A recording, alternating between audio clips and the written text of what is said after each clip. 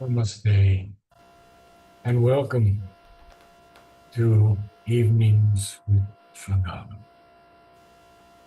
This is number 254. And this evening, Sraddhalu will take up Siddhis from Sri Aurobindo's record of yoga, as well as related questions. Namaste, Sraddhalu. Namaste, Narad, and welcome to all of our viewers and friends.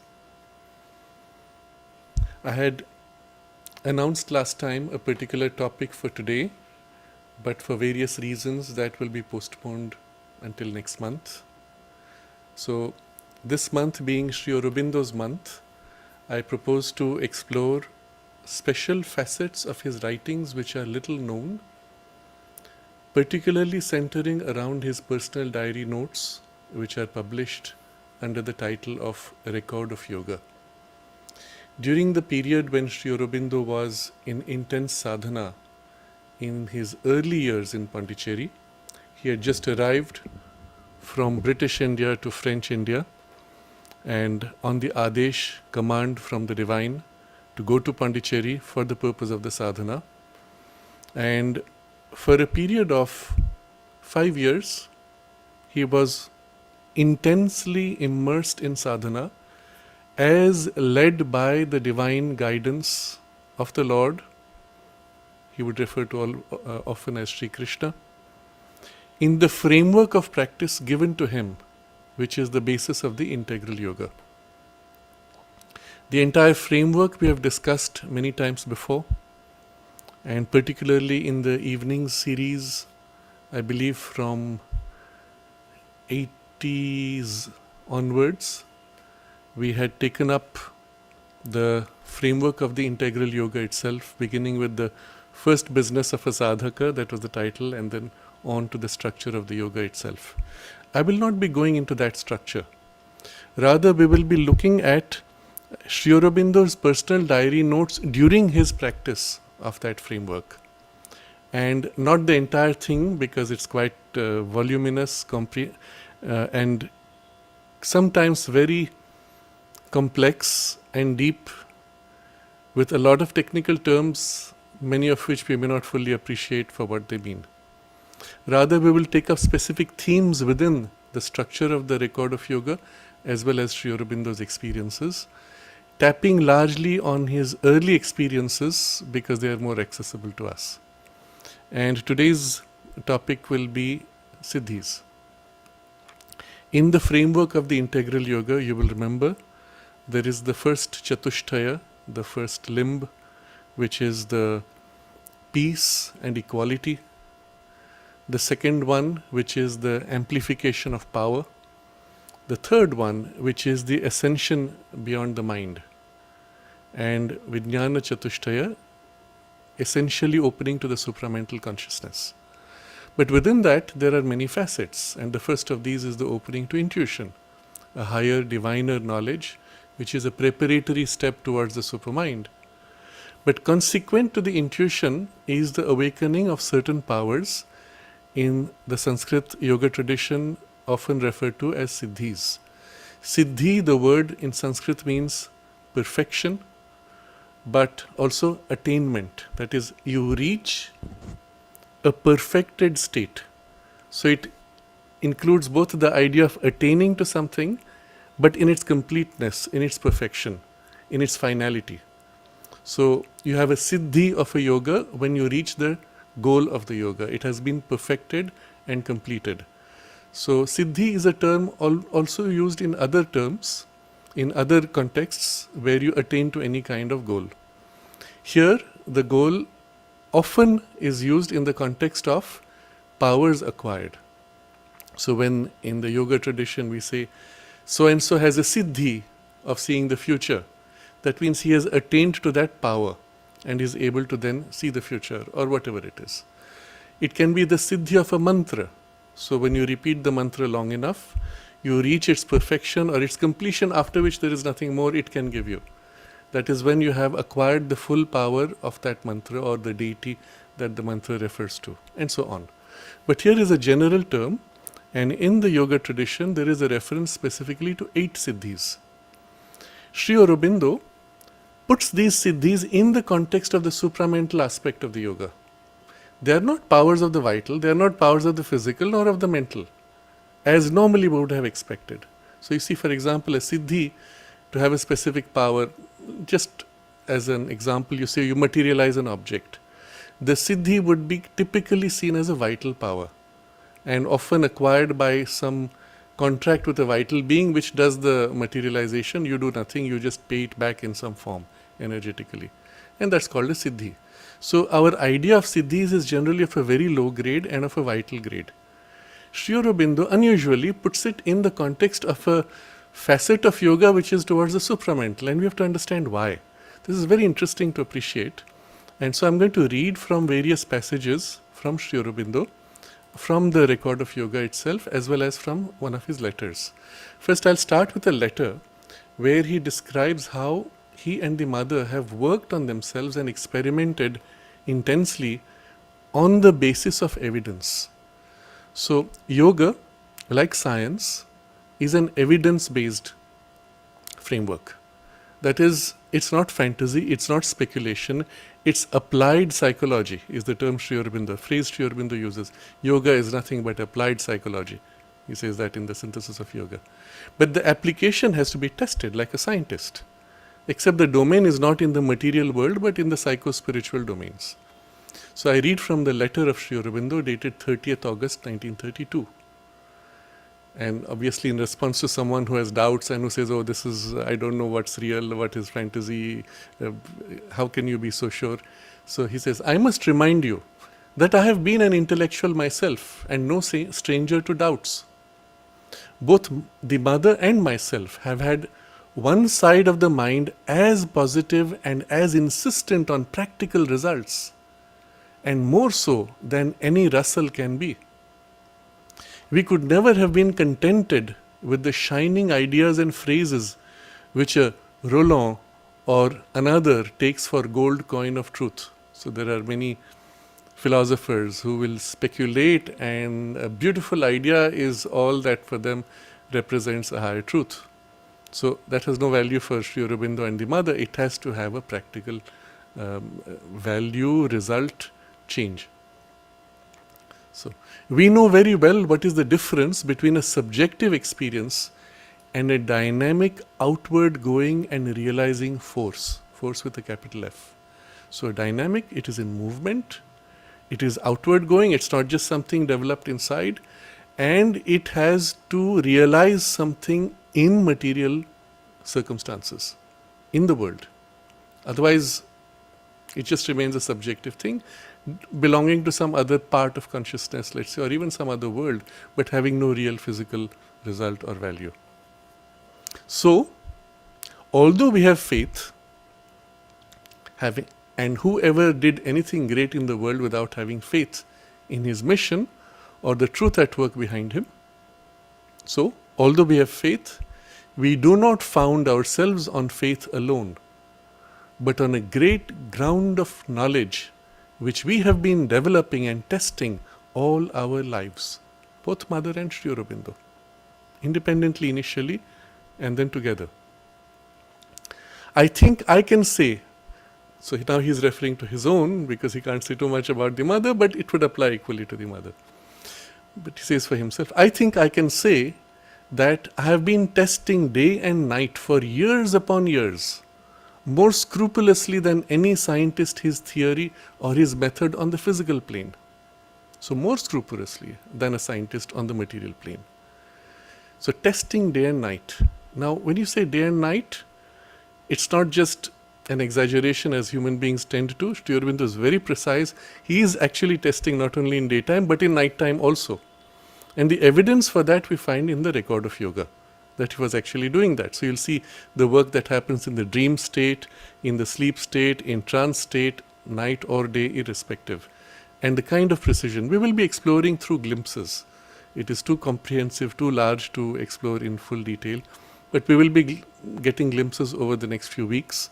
And this month being Sri Aurobindo's birthday month, it's appropriate that we explore this aspect of him more deeply.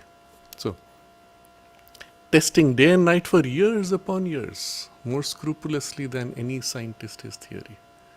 How many years? So you can say technically Sri Aurobindo's intense yoga begins 1905, already while he was in the political space. But at some point the politics overwhelms the intensity of his yoga, and the yoga itself undergoes almost a halt. That's when he gets the Adesh from Sri Krishna, now you need to withdraw. And he's unable to withdraw. He says, who will look after this if I let go? And that's when he is jailed. And in jail he asks Krishna, why I was doing so much? Krishna says, you could not let go of your attachment, so I broke your chains of attachment so that you can do the yoga. And subsequently he goes into this extremely intense phase. Having come to Pondicherry, it is a 24-hour business. The yoga itself is a 24-hour dedication. And we'll get glimpses of that as we read subsequently. Then he says, that is why I am not alarmed by the aspect of the world around me, or disconcerted by the often successful fury of the adverse forces, who increase in their rage as the light comes nearer and nearer down to the field of earth and matter. So because the light is coming down and something radical is imminent already, the forces which want to oppose that, they go into intense fury and do everything they can to oppose. And that's why the stress of forces is also much more intense. The collision and pressure that we experience and circumstances in the world is far more intense. People ask, well, why is this happening? Because of this. The light descending provokes a stronger response by the adverse forces. Both now are on the extreme, each pushing against each other. That's the pressure. There's a lady I had once met, and she was fascinated by Sri Aurobindo initially, and then she let go of Sri Aurobindo's yoga and went to some other tradition for two reasons. One was her own sense of egoism and self-importance, but the other reason she gave me was, she said, Sri Aurobindo says the supermind is descending, but then why is the world getting worse and worse? So that was for her a contradiction. But you have to understand, precisely because it is descending, because the light is not just imminent in its fulfillment here, it's already acting upon circumstances and changing them, that the opposing forces enter this condition of fury, and often successful fury, who increase in their rage as the light comes nearer and nearer down to the field of earth and matter. Then he says, if I believe in the probability and not only the possibility, if I feel practically certain of the supramental descent, I do not fix a date. It is because my grounds for the belief, not merely a faith in the air. I know that the supramental descent is inevitable. I have faith in view of my experience that the time can be and should be now and not in a later age. My experience, not a fantasy, not a speculation, not a hope, not a possibility, experience. And we must really cling to this word. There are many, and this will be part of the discussion we will have later, who have speculated and questioned, did Sri Aurobindo even attain the supermind? And that's one of the things I wanted to discuss in the sessions today and tomorrow, but we'll keep that for about a month later. So, experience he talks of. And then he says, and even if I knew it to be for a later time, I would not swerve from my path or be discouraged or flag in my labor. Formerly, I might have been, but not now, after all the path I have traversed. So again, it's built on the experience. Having gone through all this, it's clear. When one is sure of the truth, or even when one believes the thing one pursues to be the only possible solution, one does not stipulate for an immediate success. One travels towards the light, capital L, taking as well worths, facing every risk of the adventure. So if you're sure of the truth, or if you believe that the thing one pursues is the only possible solution, what do? You just keep at it, isn't it? Even if the success is not immediate, well, you keep working for it. And you should be willing to face every risk of the adventure, because it's the only truth. Still, like you, it is now in this life that I insist on it, and not in another or in the hereafter. So there's another letter of him which is also in the 1932 November. He says, we should hope that it will happen in this decade itself, in the early part of the decade, not the later part of the decade. That's the kind of imminence that was there at that point already. November 24th, 1932. Now, this is the background of the practice that he went through as a scientist doing his experiments in the physical domain, but now in the psychospiritual domain. Now, you must understand, it is not in the psychospiritual domain an abstraction. It is as tangible a reality as the physical is to the physical body. You have to appreciate, for example, and this is felt quite vividly, when you go out of the body in those worlds, they have an objectivity of their own. You can, Mother explains, you can build something, for example, in the overmental realm, construct it, come back to your earth body, spend a few days, and then go out of the body and again go back to the same thing, and the thing is there. It not only continues to exist, it impacts all other planes through the construction you've made. And it's a real construction, tangible to that consciousness meeting that object. And so through all the planes of consciousness. So when he's speaking of working in this psychospiritual domain like a scientist, they are tangible results with tangible consequences on the material plane. Remember, the goal is always that it must have a result here. So when we speak of the Siddhis, which is going to be the special theme for today, it is also with this intention. You acquire a tangible capacity, but with the consequence here on earth in material life. And to perfection, if possible, isn't it? Otherwise, it's not a Siddhi. So this is going to be our special exploration, but all the rest will be along this line of how Sri Aurobindo worked in himself, on himself, and through him upon the world and on people and on circumstances as part of the yoga for the earth, for humanity, and of course for the divine, but for humanity equally, as he was working in himself and through him on humanity. So this is the background for what we are entering as exploration. Now when we come to the Siddhis proper, as I said, Sri Aurobindo puts them in a very different framework. He puts them in relation to the supermind. And yet everything we know about Siddhis are typically of a vital nature. So how is that? And this we understand more profoundly when we look at the nature of Siddhis. Essentially, what are they? If you say something like telepathy or telekinesis or clairaudience, clairvoyance, whatever, extension of all the senses, extension of your ability to act, to perceive, etc. What are they essentially? They are breaking boundaries of our limited consciousness. At first, breaking boundaries of our physical sense organs. So I see things which are beyond my physical range of sight. I hear things which are beyond. Not only in range physically, maybe I see something which is in the next room, in the next building, in the next city, in the next planet. Somehow at some point distance doesn't seem to matter. But also I can see what is in the past or in the future. And then comes a greater complication, because what is in the past, you can of course accept, yes, it happened, so maybe you can see it. But what is in the future, how can you see? Because the future is not decided. And so we get into a lot of complexities there. So what are you seeing? Are you seeing possibilities? Are you seeing certainties? And again, in the seeing, there are all these gradations and variations, which would make the seeing perfect or imperfect or partial. So you see the breaking down of barriers of space and then of time, and then with it also of range. So when you see beyond, it will be colors also of a greater range.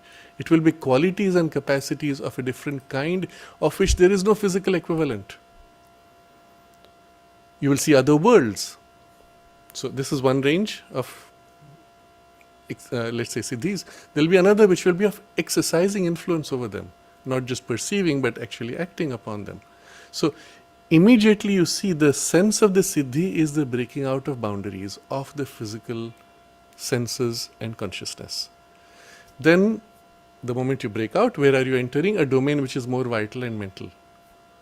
But there might be equivalent of higher levels. So our tendency is to view from below upwards. I just released a physical boundary, so I experience something greater. But why is this greater possible? Because there is something much higher, more essentially true, always existent in the divine consciousness, of which this is a diminished representation in the vital level, and which in the physical body becomes even more diminished. So rather than seeing bottom up, if you see from the origin down, then you will understand the true nature of Siddhi. And this is what Sri Aurobindo does. The perfection of the Siddhi in the context of the integral yoga is not merely this release from his physical limitations. It is the attainment to the way the divine perceives, the way the divine acts from top down, of which the vital grade of Siddhi would actually be an inferior action. And the spiritual grade is the true Siddhi. So now when we are going to use the word Siddhis, we are not going to use them in the conventional sense, even though the wording may correspond to well-known Siddhis in the yoga tradition, the names may correspond, but Sri Aurobindo shows you not them in their vital operation, but in their operation of the higher spiritual consciousness, of which vital will be a reduced version. Okay, so this is the background now. Sri Aurobindo explains, and I'm going to read now from his description in the Sapta Chatushtaya. Ashta Siddhi, 8 Siddhis. Ashta is 8 in Sanskrit. There are 2 Siddhis of knowledge, 3 of power, and 3 of being. So totally 8. Why? See, with Sri Aurobindo you go to fundamentals. If you read in the yoga tradition, oh, there are 8 Siddhis, I would ask why? Why not 9? Why not 10? Well, why not 7? 7 is a nice number, right? There should be 7 Siddhis. Why 8? So, Sri Aurobindo will actually tell you why. And then where they come from, why they even exist. So, all Siddhis exist already in nature. They exist in you. We all have them right now. We're just not capable, we're not conscious, we're not able to operate in them or in the consciousness to which they correspond. So, they exist in you. Only owing to habitual limitations you make a use of them which is mechanical and limited. Your use is mechanical and limited by habit. Interesting. If you can get free of that habit or change that habit, get out of the mechanical and limited operation, you will actually discover, hey, it's actually there in me.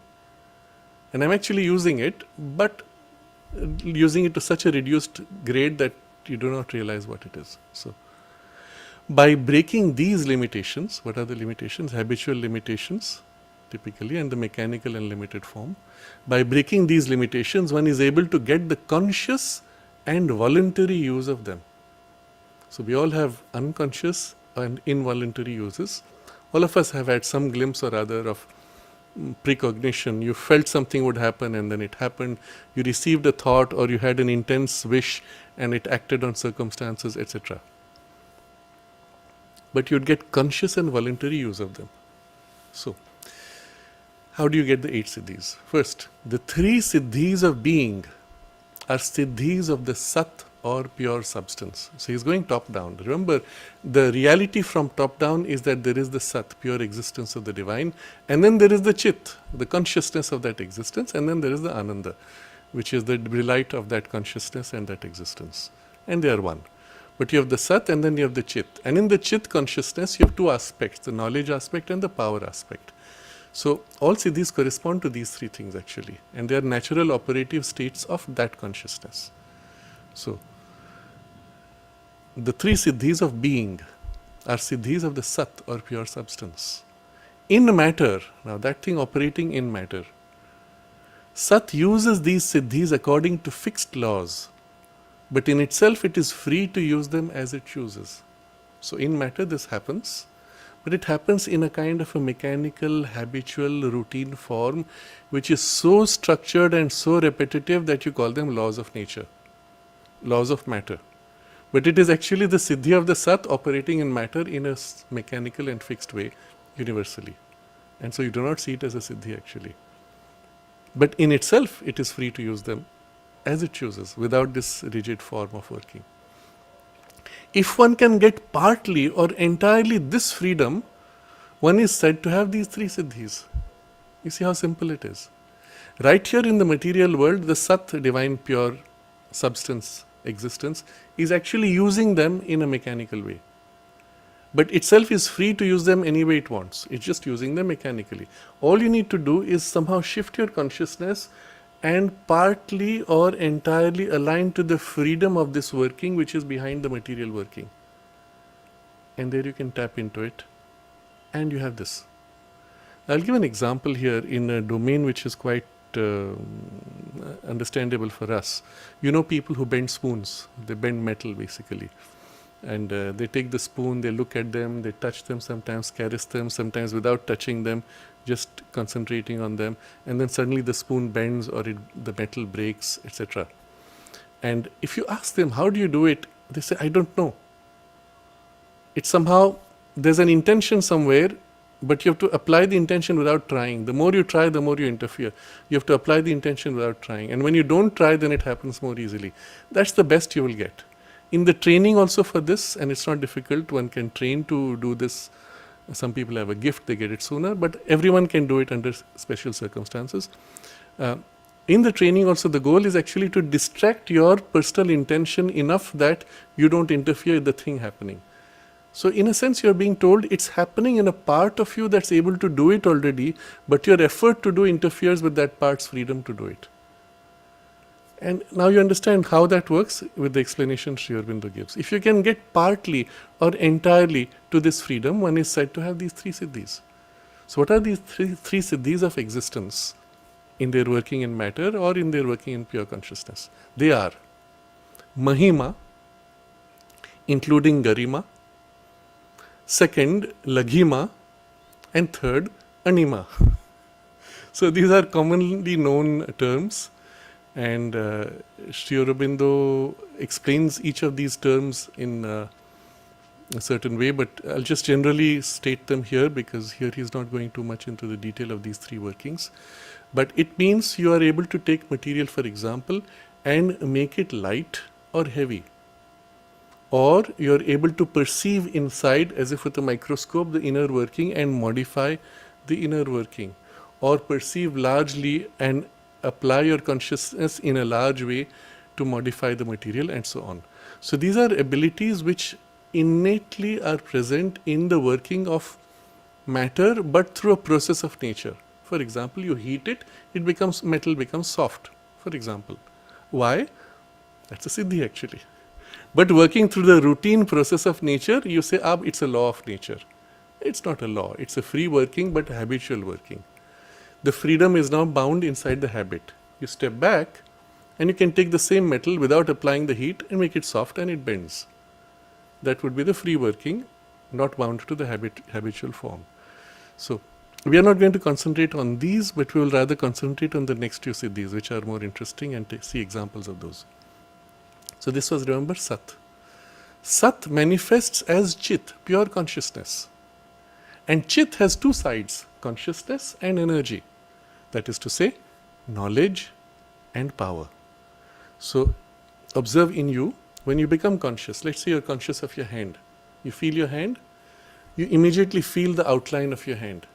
You feel the sensations of the hand, you feel the temperature, you feel the touch. You have knowledge. But at the same time that you feel, let's say you feel some part of your finger, you notice you have also the power then to move it. So these are the two facets, knowledge aspect which comes from the consciousness and the power aspect which comes from the energy. If you have one, you have the other. You can't have the exercise of power without some degree of the knowledge. You can't have the energy operating, or you can't will the energy or direct it without the consciousness of the energy. So between these there's a certain relationship. The more you become conscious, the more you acquire the power. Now if this is true in your physical body, it is true of everything. Everywhere that there is consciousness, and everything being essentially consciousness. So again, if you go back to that example of the metal bending, if you could become conscious of the metal, in the metal, as the metal, there you could imprint a will and perhaps modify that. That would be the method, so to say. So, but we continue now. Consciousness in one material being communicates with the same consciousness in another material being by certain fixed methods such as speech, gesture, writing, etc. The unconscious mental communication. So we are speaking, I speak words, I write, I make gestures. You see those gestures, hear the words, see the text, and you understand. Now, he is calling this unconscious mental communication. Why? Because my mind is converted into symbols. You pick up symbols and translate it into your mind. Except if the symbols misalign, you have a different sense of those words, you will have a miscommunication. So that's how you get innuendo and misunderstandings. Because you never knew my thought, and I never knew your thought. We had to go down through this unconscious processes. But, he says, but these limitations are mere habits, and other methods are possible. As, for instance, ants communicate by touch and not by speech. So it's something interesting Sri Aurobindo has said in many different places. If you observe ants in a line, as one line, some ants go in one direction, others are returning. Every now and then 2 ants will stop, they will touch and then move on. Again they will touch and move on, touch, move on. And that's the communication. They don't talk, they don't make signals through touch. Bees, you will see, have a different way of communication. A bee has just found a flower at a distance. It flies straight back to the hive, which is amazing already. You remember, it's been wandering, and up to a kilometer or 2 it can go, more than a mile or 2, wandering around. Suddenly it discovers a flower. From the point it has found the flower, it comes straight back to the hive. It knows exactly where the hive was without a GPS system. After wandering for hours, comes straight back to the hive. Then it enters the hive and does what is called the bee dance. And in the dance it will move forward, flap its wings, move forward, go backward, flap wings, and all the other bees circle it and watch, watch, watch. And then suddenly they all take off from the hive and fly straight to the direction of the flowers and reach there. So by some pattern in its dance, the bee is communicating which direction to go and at what distance to go, and what kind of flower or what kind of experience is there. Now, if you think about all these kinds of communications, and sometimes elephants have unusual communications with sound which is subsonic. Whoa. And it is so low in sound we cannot hear as human beings. But it travels up to 10 kilometers sometimes. And they communicate. Whales can communicate with whale songs across oceans, from Pacific Ocean to Atlantic Ocean, with massive landmass in between, and yet they communicate. And then they sing similar songs. What are they communicating? We don't even know. So what he's showing you is these limitations with which we have the unconscious mental communication are merely habits. And there are other methods also for such communications. But true communication is the direct contact. So he says, consciousness in itself is free to communicate between one mind and another without physical means, consciously and voluntarily. So if you're sitting with a close friend, and we have all had this experience, you start narrating something, maybe words, gestures, and there's a point where you feel a synchronization of mind, emotional consciousness, in which the other feels and knows exactly what you're saying, and the words are almost like indicators to confirm that what I'm feeling is correct, or to guide a little bit the direction of the feeling. You've had this experience. All of us have had this. Except that we don't realize that at that point there's actually a direct contact of consciousness and direct transmission. If you are used to the habitual unconscious mental communication, then you're still too focused on the words and you have misunderstanding. If you're used to tuning in on this level, despite the words, you can sense what is intended behind the words and you don't have misunderstandings. And you will notice some of the best negotiators, some of the best therapists, and most people with a refinement of mind and development of mind can sense this in the other. And if you can sense, remember, knowledge is power. Knowledge would not only give you the ability to perceive, to sense, but also to influence. We'll come to that shortly. But this ability, once you have, something very interesting happens. You notice distance doesn't matter. You can be chatting with someone on a video call, and there's a tuning in initially.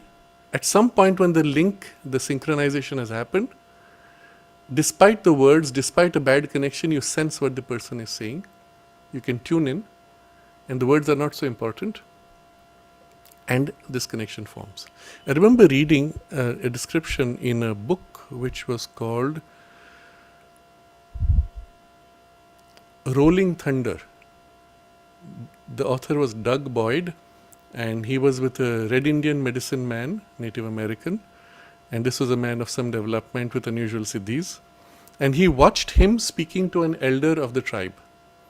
And while he was narrating the events of a particular public program he had been to, as he was talking, his voice became softer and softer, and his eyes half closed. The other man's eyes half closed, and they were both as if in a half sleepy state, and the speech was barely heard. And so this man thought they've both gone to sleep, or they don't know what, he didn't know what was happening. And then when he finished, the other man, the elder, opened his eyes fully, came out of his sleep-like state, and then started asking very precise and accurate questions. He had heard everything, understood everything, and had actually understood more deeply than the words spoken. So here is an example of two people who have this ability consciously using verbal communication, but dimming the verbal, using it only as a support, and linking in consciousness for a more complete transmission. Now, why is this so important? And of course, you can use it purely from the point of view of siddhi to influence or to sense. But for us, there's another more deep use. It is because when you read Sri Aurobindo, all of us have this experience that you tune in something to the consciousness, but to the experience behind. And it is on this level that Sri Aurobindo transmits into you the experience of what he is writing.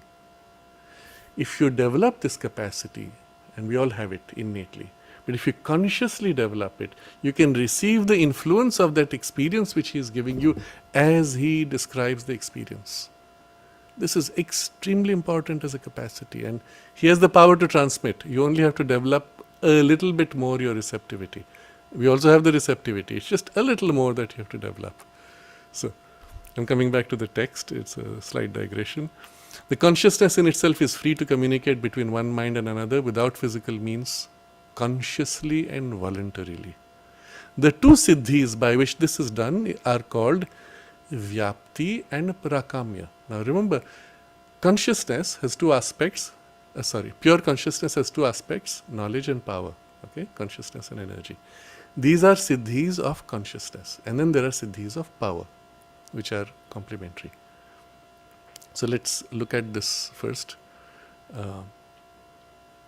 In the same way, there is a power in the consciousness. So this was knowledge, now is the power.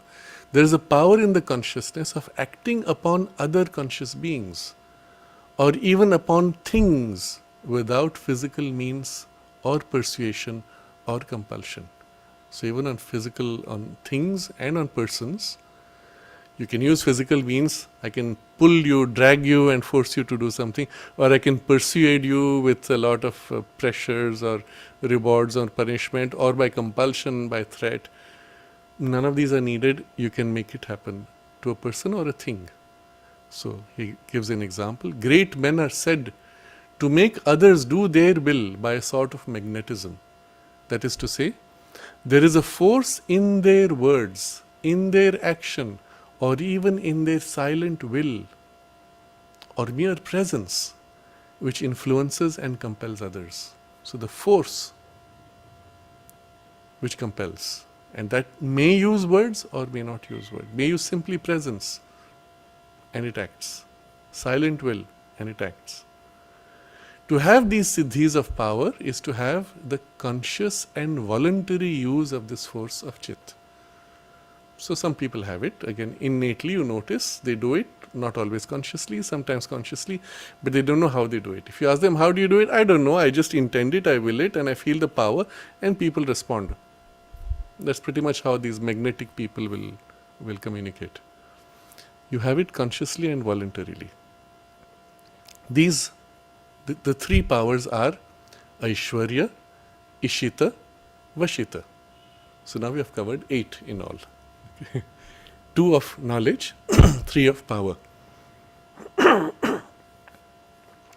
These powers can only be entirely acquired or safely used when we have got rid of egoism, capital E, and identified ourselves with the infinite will and the infinite consciousness.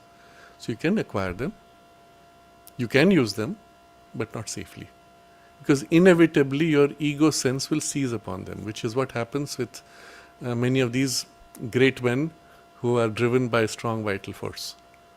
Inevitably, they end up exercising it for personal interest, personal use, and of course with consequences which correspond to that. But if you identify yourself with the infinite will, capital W, and infinite consciousness, capital C, generally speaking, a higher divine consciousness, and you've got rid of the egoism. Not ego, but egoism. Egoism is the constant reference to yourself. Ego is the sense of separation. So you may still feel separate, but you don't obsess with I need, I want, so I will do. You are perceiving there is a larger need, a more impersonal understanding. This needs to be done even if I don't like it. Even if it is to my disadvantage, it's the right thing to be done. And then already your egoism is thinned. And if at that point you're looking at things from a higher perspective, again, it need not be perfectly aligned to the divine will, but just a higher evolutionary sense, and you say, well, this needs to be done, and I don't like it, I'm going to lose in the process, but it needs to be done, I'm going to do it. Already there, you are in a position where you can begin to safely exercise these capacities. Obviously, it will be complete when you have identified with the divine will and the divine consciousness. But see, he uses the word not divine. He says infinite will and infinite consciousness. Why? So the infinite will is the exercising power. Infinite consciousness is the perceiving. But why infinite? Because it looks at the whole. It doesn't have to be divine. Doesn't necessarily have to be of a higher consciousness. But it needs to be a consciousness which sees the whole, which sees things from the perspective of infinity. And already there you can safely utilize this. And your egoism is got rid of, at least thinned. These powers, they are sometimes employed by mechanical means, for example, with the aid of mantras, tantric kriyas, special processes, etc. So in a sense, this is what's happening when you use these kinds of special processes, use of mantras or tantric techniques. Kriya is any technique. The word kriya means technique. So there are techniques, you'll find formulas, people will say do this, do that, make this offering, draw this picture, go through this sequence, and you'll get specific results, or repeat this mantra so many times and you'll get the results, etc. So these are mechanical means for the same thing, for the same operation, but they are not the conscious use of those powers. They are not the free voluntary use of those powers. Now what are these? And he's going to elaborate these Sanskrit terms. Remember the first two siddhis by which consciousness is able to perceive, vyapti and prakamya. These are the two words he used. And then three of power. So we'll look at the first two. Vyapti is when the thoughts, feelings, etc. of others or any kind of knowledge of things outside yourself are felt coming to the mind from those things or persons. You feel the knowledge coming. It enters you. Thoughts, feelings, or generally knowledge of things outside. Again, it's not something difficult. We all have this ability, remember. So you go to a marketplace. Let's say you've been in a quiet space with practically no one around you. You feel very quiet, calm, clear. Your mind at best is full of your thoughts. From there you go to a market space. Hundreds of people with all kinds of strong emotions and desires, pulling, pushing, craving, buying, selling, trying to seize upon you, or desperate to sell or buy. You enter the space and you sense immediately an assault of energies, thoughts, feelings, emotions, typically. That assault is this. Very simple experience, we all have it. But we experience it when it is strong and intense. But the same sensitivity when you develop, you experience it everywhere at all times with even fine things. Even with one person in front of you. Or sometimes even a person who's far away from you. So coming to the mind from things or people. This is the power of a receptive vyapti. There is also a power of communicative vyapti. When you can send or put your own thought, feeling, etc. into someone else. So this is Vyapti, receptive and communicative. What is this putting a power into somebody else?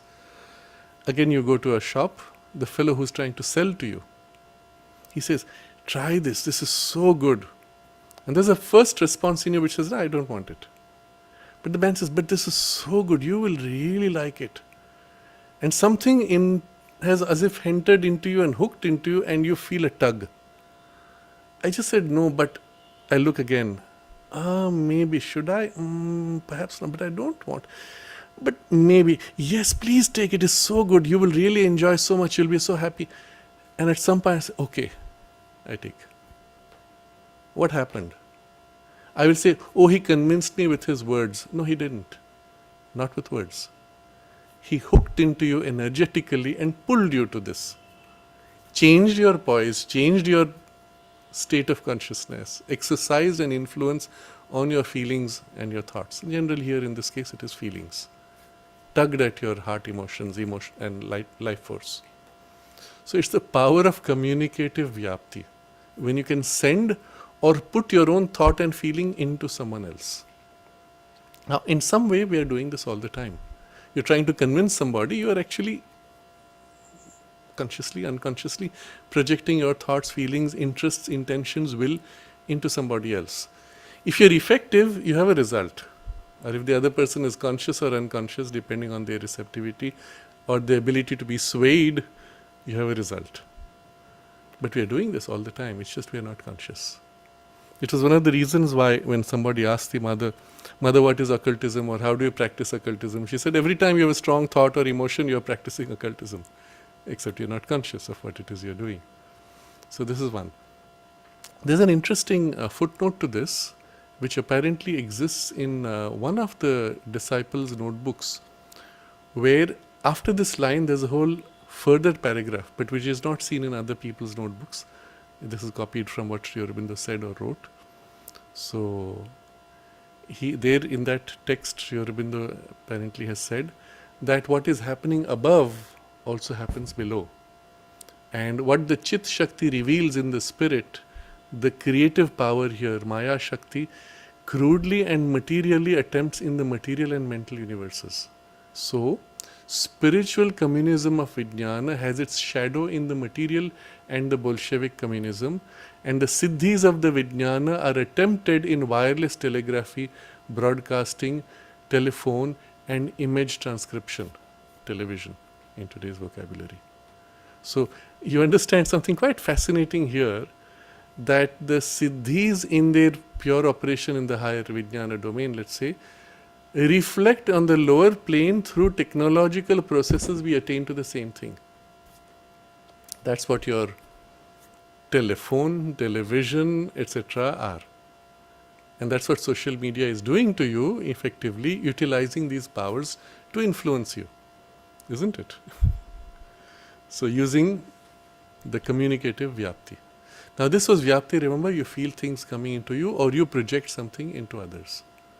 Prakamya is the other word he used. Prakamya is when you look mentally or physically at somebody or something and perceive what is in that person or thing. Thoughts, feelings, facts about them, etc. So you look at the person, you feel what is their thought happening, what is the feeling they're undergoing, and even in specific information. Oh, the person has just been to such and such a place, or just done such and such a thing, or is going through this particular problem currently. You look at them and you perceive this. There is also another kind of prakamya, which is not of the mind but of the senses. It is the power of perceiving smells, sounds, contacts, tastes, lights, colors, and other objects of sense which are either not at all perceptible to the ordinary man or beyond the range of the ordinary senses. So you have a prakamya where you can smell or taste or touch or perceive lights or images also of things which are beyond the physical sense. So I'm going to give a few examples of both of these prakamyas. But you see the difference between Vyapti and prakamya. Vyapti was a spontaneous reception felt within you without your intending to. It is almost like an empathic response because you're one with the whole. Or in the oneness with the whole, you receive and perceive. Prakamya is when there is a projection with an interest and intention entering into that domain. Okay, so this distinction is important. I'll dwell upon it a little later, but let's look at this example of Prakamya now. You meet somebody and the person is saying something. The person looks a little troubled. What is the problem? And as if a part of you kind of enters, what's happening inside? What are they thinking? What are they feeling? Why are they bothered? And suddenly you pick something. Oh, perhaps this has happened. Now, if you're a diagnostic therapist, doctor, psychologist, psychiatrist, whatever, you have to have this ability, without which you cannot sense what is happening inside another behind their appearances of words. So often if you have this skillfully, and I have met a few who have the ability, you walk into the room and the person is already sensing things behind. And they're waiting for you to talk about it.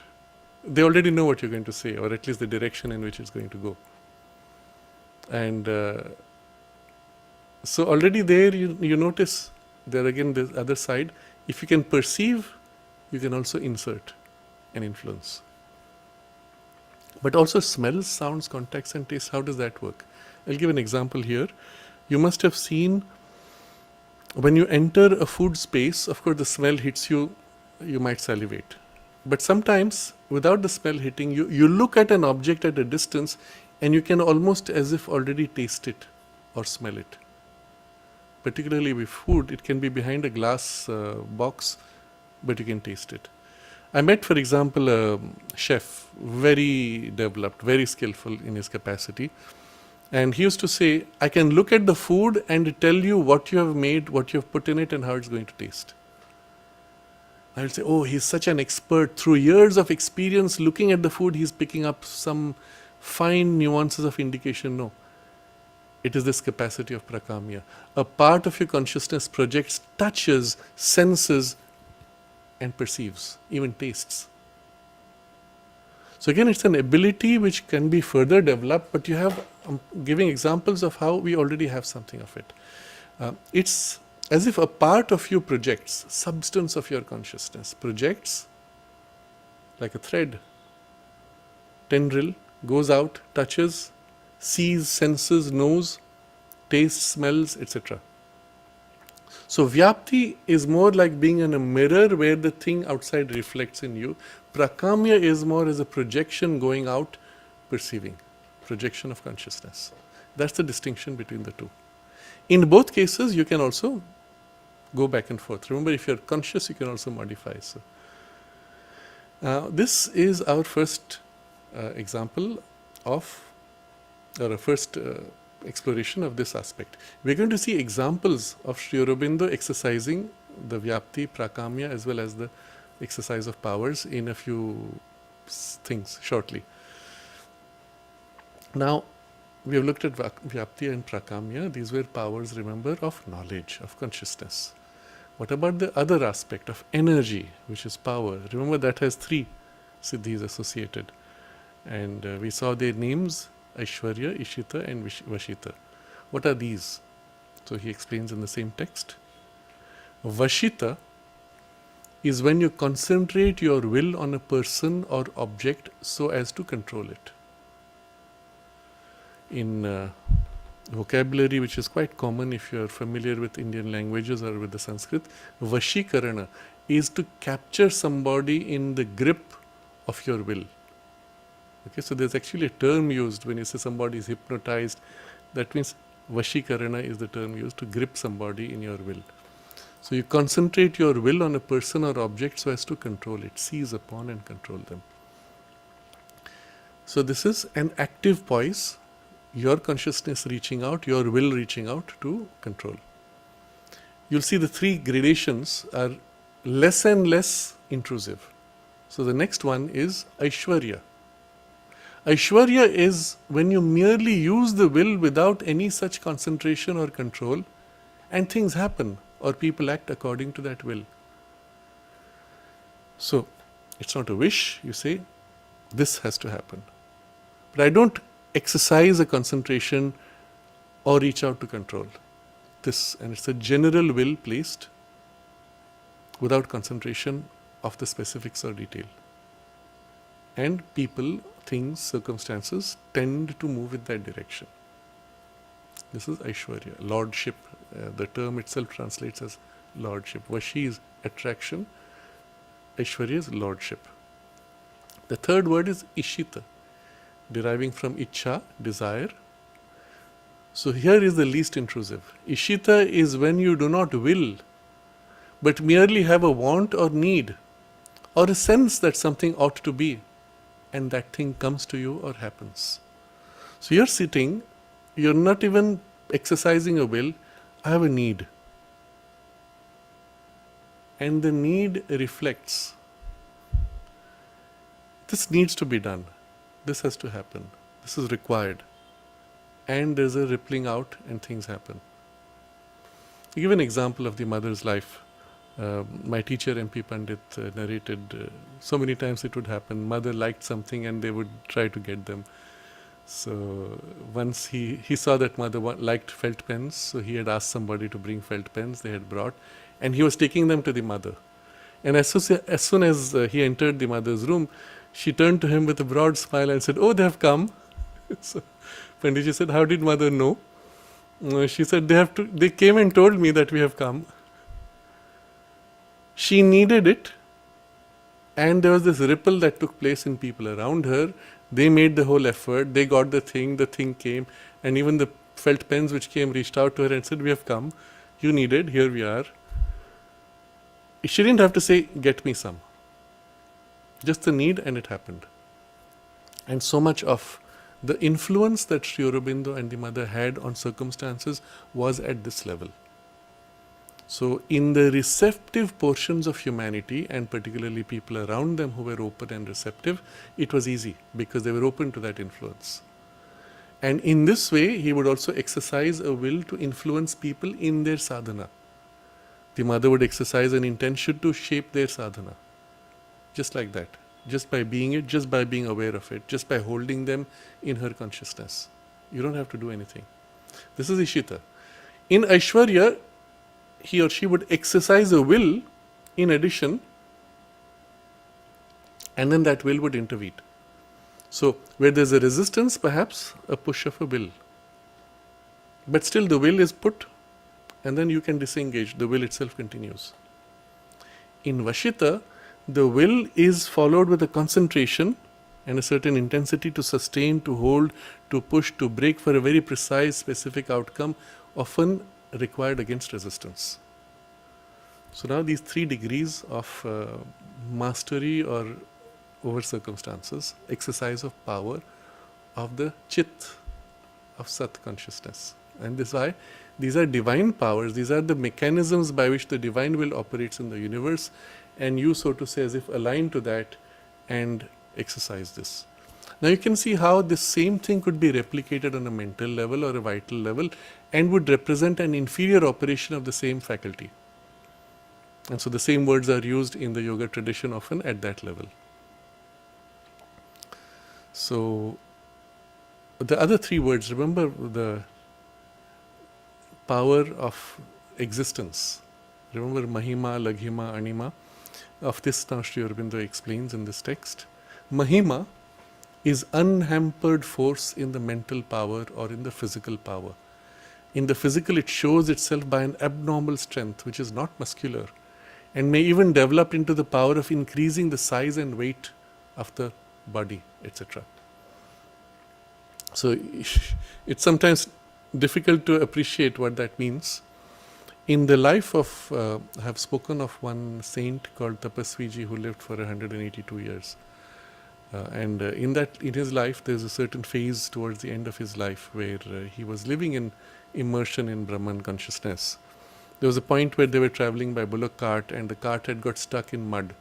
And every effort they made to pull out the wheels from the mud failed. So finally they told him, "We are unable to move, the bullocks, the humans, all combined together is unable to get you out from this place we are stuck." So he gets down from the cart and goes to the wheel and places his hand on the wheel and says, "Brahman," and just pushes the wheel and it rolls. If you look at it purely from muscular strength, he was the least. compared to others, in a sense. So it's not muscular, but abnormal strength developed into the power of increasing the size and weight of the body also. In contrast, Laghima, Mahima is greatness, largeness. Laghima is smallness, littleness. So it's almost as if the complementing power. Laghima is a similar power of lightness. That is to say, of freedom from all pressure or weighing down in the mental, pranic or physical being. By Laghima, it is possible to get rid of weariness, exhaustion and to overcome gravitation. It is the basis of Utthapana, which is lifting, literally, meaning levitation. So, get rid of weariness, exhaustion and overcome gravitation. In contrast, power of increasing size and weight of the body, abnormal strength which is not muscular, and tremendous unhampered mental power or physical power. So, remember, he is describing all these not only at a physical level but also pranic and mental levels. So, lightness in the mental and pranic or physical. Similarly, unhampered power in the mental, vital or physical, etc. So, the operation itself could be on these three levels and it would be different, and the scope of the operation we see includes even full freedom from gravitation, weariness or exhaustion. Again, I give an example. Some of these I might have narrated before, but it's always worth repeating, even, and many of you might not have known. There's this example of a gift that the mother wanted to send to the king of Nepal by post. And so the books were packed, they were taken to the post office, and the person there said, "Oh, it's too heavy, you have to split it into two." Now, we normal human being fools would have said, "All right, we open the packet, make 2 packets and send." Fortunately, in those days, people knew that it was not just a gift sent, there was behind it a force. So the person went right back to the mother and said, "Mother, they're asking for us to divide it into 2. Mother said, "No, bring the packet here." So the packet was brought, she concentrated on it, and then said, first she asked, "How much does it have to weigh? What's the limit?" So they told her what the limit was. She concentrated on the packet and said, "Now take it back and weigh it." So the fellow takes it exactly as it is, takes it to the weighing machine, and now it weighs exactly what it's supposed to be on the limit. And the packet was sent. What did she do? She exercised this power. On herself she could have done, but on an object of Laghima. How? Well, that's the beauty of it. It's actually a faculty natural to consciousness, to existence of the consciousness, the Sat power. Sat and not the Chit. It's an aspect of Sat. And if that were exercised on her own body, it would be the same thing. But on her own body, it would be freeing the body from weariness and exhaustion. We'll come to a few examples of that. So, but just to complete the discussion about the gift packet, well, it was because simply had it gone in a split form, it would have also, the force would have been split symbolically, and it would have spiritual consequences, likely of splitting even the country. We have to understand what was behind these things. These were momentous events. When the mother sent something, even materially, it had profound symbolism. So those who knew it at least were careful. So we come to example of Sri Aurobindo in the Laghima aspect, for example, and would lead eventually, it's the basis of Utthapana, of levitation. So in the jail, when Sri Aurobindo was practicing pranayama at a particular time, the story was that the jailer saw him levitating. Sri Aurobindo said, no, it was not actually full levitation. It's just that the body had become so light that it could hold itself in an abnormally tilted position, but it had not acquired full levitation. So that tilted position, as if he was floating in midair, but with one part resting. That is what the jailer saw. But subsequently, during the phase where Sri Aurobindo is doing this, the intense practice of this yoga, his body has acquired this capacity to be utterly free of weariness and exhaustion. And his descriptions, which we will perhaps see as we explore the text of the record of yoga, where he is holding up his arm, so entire arm held up, both arms held up, sometimes a leg or both legs and both arms held up, not for a few minutes, for a few hours at a time, sometimes even 8 hours. And he notes no weariness, no tiredness. Or, let's say in the early stages, he will say things like, there was a slight weariness in the muscles or in the nerves or in the layer of consciousness where this power of the consciousness had not yet been fully established. The fact of Uthapana itself, whether full levitation, whether he did, we do not know. But certainly that capacity was inherent and he didn't need to demonstrate. But there's another incident which is not known and which was narrated to us personally by Kumud Ben, and I think it is not known at all to anybody because it was very private and personal that she narrated. Kumud Ben was mother's personal assistant, whom mother took while she was barely 18. Mother took her and made her closest assistant, confidant at that point. And so when she first went, it was already, there were all these senior people who were there around the mother, and she was the youngest girl of them, and but mother saw in her, there was a past connection. She was her personal attendant earlier in many of the earlier emanations of the mother, incarnations we might say. So the mother showed her everything, all the work she had to do and every little detail. And then at one point the mother asked her suddenly, she said, "If I fall, can you lift me?" And so Kumud stopped, and before she could answer, before she could think or even answer, mother said, "You know, I can make myself light as a feather or heavy as a stone." When she said that, it's obviously something she had tested on herself. Again, Sri Aurobindo has tested on himself. And these are physical outcomes of a capacity developed and tested and perfected. That at will they could do this not only to their own body, but extend it to any object. Now there was no need to demonstrate, but when it needed to be exercised, it was done. And it could be done in so many ways. It could be done quietly without you knowing anything. Oh, you're having struggle in your body, you're facing this. Well, a little infusion of the consciousness and poof, the thing is changed. Now imagine there are these athletes who are running, and the mother is standing there in the sports ground, training them or taking notes of their performance. Imagine what was possible there. If the athlete says, "I am so great, I am going to do with my force, with my will, with my effort," of course they perform.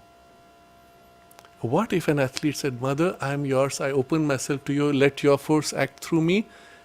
Imagine what a difference it would make to their athletic performance. Wow. That was the opportunity that she was giving. Or I will say even she is giving now, if you choose to exercise it. Imagine if people made that little bit of effort. This capacity she can literally infuse into you to get rid of weariness and exhaustion and even overcome gravitation. Of course, she would not push it to that limit, but she would do it to the extent required for you to be able to develop your capacity, your sportsmanship, your skill, etc. So, Mahima, Laghima, these are two we have seen. And the third power of existence, of Sat, is Anima, is the power of freeing the atoms of subtle or gross matter. Subtle matter and gross matter, Sukshma and Sthula. These are terms used for subtle and gross, from their ordinary limitations. Now straight away we are entering a physics which is different. Atoms of gross matter we understand, that's our physics. Atoms of subtle matter, what is that? Interesting. There's actually a subtle physical world. It is physical, but the atoms are subtle. So atoms of subtle matter as distinct from atoms of gross matter, and you are able to apply this power of freeing the atoms. By this power one can get free of physical strain or pain, or even make the body as light as one chooses. It is by this power that yogis were supposed to make themselves invisible and invulnerable, or to free the body from decay and death. Interesting. So because you are able to apply, Anima is smallness, you are able to apply an influence at an atomic level, freeing at an atomic level from limitations. So you can free the physical body from strain or pain, make it as light, obviously. But it's not just the same as weight change as we discussed earlier with Laghima and Anima. with Laghima and Mahima. This is different. Make yourself invisible or invulnerable or free from decay and death. So it's as if you are able to semi or partially dematerialize, pull back from crude, gross material limitations and bring them to some level of freedom and lightness that even you will not be seen. So it's a kind of a partial dematerialization of some kind, or invulnerable. So you can strike and the body will not get an injury. There's an incident recorded in one of the very early texts which was exploring the domain of the occult side of martial arts. I believe the name of the book was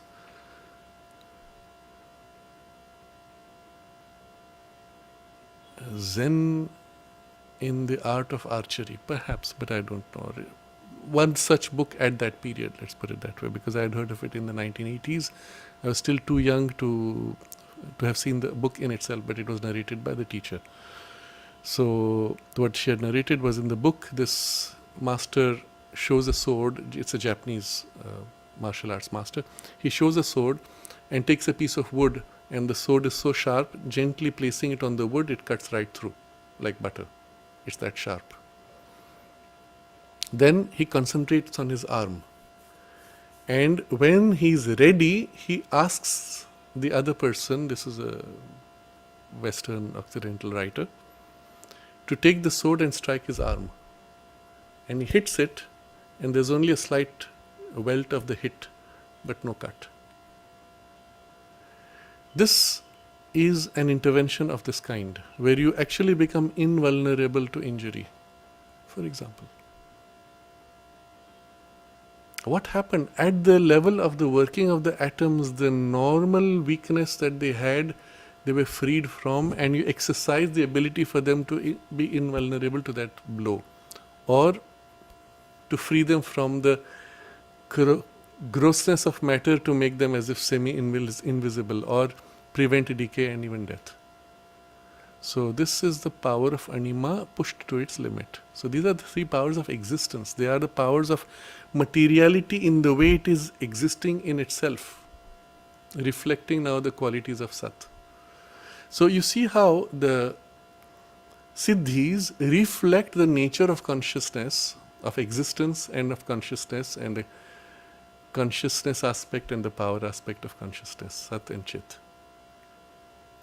And now the whole rationale for these powers is so obvious. They are natural capacities of the divine consciousness, now in matter, reflected in matter, working in matter.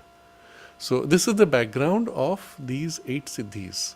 Now there are other aspects to the yoga and other powers to be developed we don't look at. We're just looking at the Siddhis. So it's taken us a while to go through the Siddhis.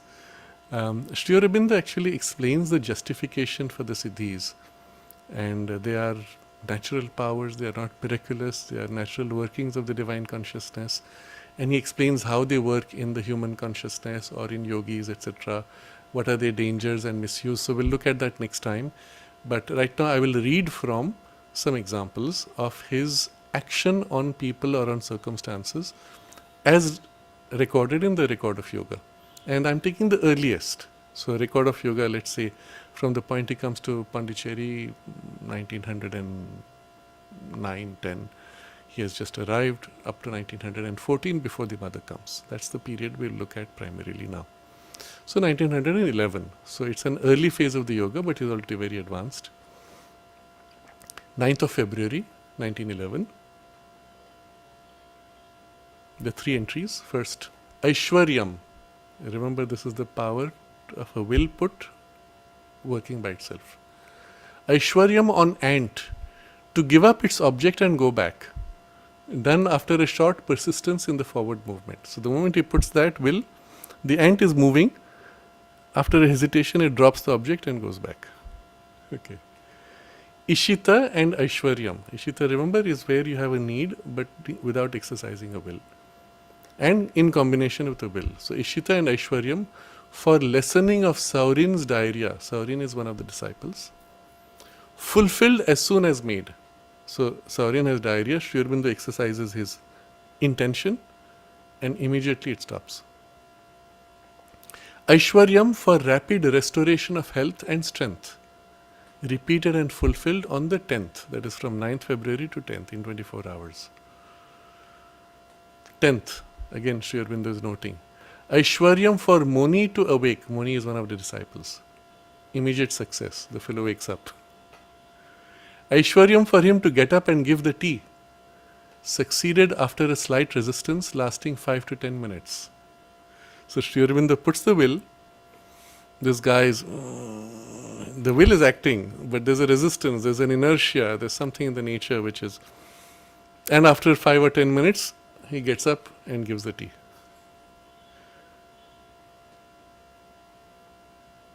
And then next entry, Aishwaryam for the thought to begin, not begun in spite of struggle for many days. So he puts the Aishwaryam and then he notes begun, it's added later. So what thought? Probably something of a shift in his mind consciousness.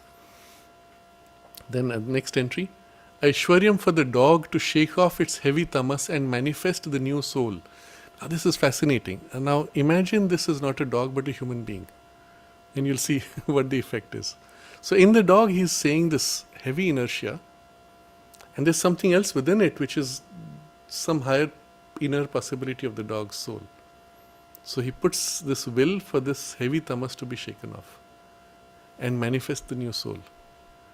And then he writes, rapidly successful, but the tamas still struggles to remain, and the old bhava, temperament will translate, in the face and body persists. The old tendency in the face and body persists. A renewed Aishwaryam, new will he is putting, on the 11th, produces an immediate effect. The dog is doing what it had never done before. He doesn't say what. Now imagine if on a grade of a dog animal, he is able to exercise this kind of a shift. Imagine what it does to a human being who is actually open and eager for the shift to take place and yielding consciously. So that's the kind of exercise of power to shift states in people, etc., which Sri Aurobindo documents this. Again, 11th February. There are 3 days, 9th, 10th and 11th. Aishwaryam of restored health and strength to Saurin succeeds, even the time coming correct. Aishwaryam of particular forms of Siddhi, partly successful. So he puts a will for a particular form of Siddhi within himself. Aishwaryam to stay nausea while eating, immediately successful. Aishwaryam to clear the stomach of disturbance and heaviness by working of Akasha. Akasha is the ether principle. Successful. Okay, so this is sometimes he's working on himself, on changes in his own consciousness. Now comes another example which is quite different. It's again coming back to the dog. February 13th or 14th. Ishita Siddhi. Remember, Ishita is the general intention, wish, need, not even a will put. For the dog to eat bread which it had always refused. Suddenly it began eating with relish after first refusing. Next, Ishita, again the same. To refrain from a large piece of bread given, but eat others. Persistently refrained even when it was broken into small pieces, except when induced to think it was not the same. So this is very interesting. He puts a will on the dog to refuse to eat the large piece of bread, but he will eat everything else. So the dog refuses to eat the large bread. Then the person breaks the large bread into smaller pieces. The dog still refuses. At that point, Sri Aurobindo projects the thought in the dog, now this is not the same piece. And so then happily the dog eats up the smaller pieces. Now you see the level of intervention, precision, control, and the psychology that one is watching working inside the dog. And these are just a few examples he has noted at an early stage of the sadhana. Remember, at the same time he is observing what is happening inside them, in the dog, in the people around him. Remember, there is the other aspect of vyapti and prakamya, where he perceives, senses So some spontaneously he knows their internal state, some he dwells upon, hey, what's happening inside this fellow, and he perceives. And that's happening around of all the people. And then he intervenes by these interventions of will to modify something, change something, modify a behavior, and he's seeing how human nature responds, what kind of resistance it offers. So dog is an example of something which is subhuman but still has this kind of precise response. And then he makes a note. Previously, many Ishitas had succeeded but were not noted down, especially with regard to Vyapti of yogic states. Vyapti is that perception of yogic states or realizations into others or to people coming or not coming. So he is not noted down because he is intervening to imprint yogic states in people who are coming to him or who are not coming also, but they had said they might come. So he is intervening to infuse a yogic state in them. And he is observing the result of those interventions of his will.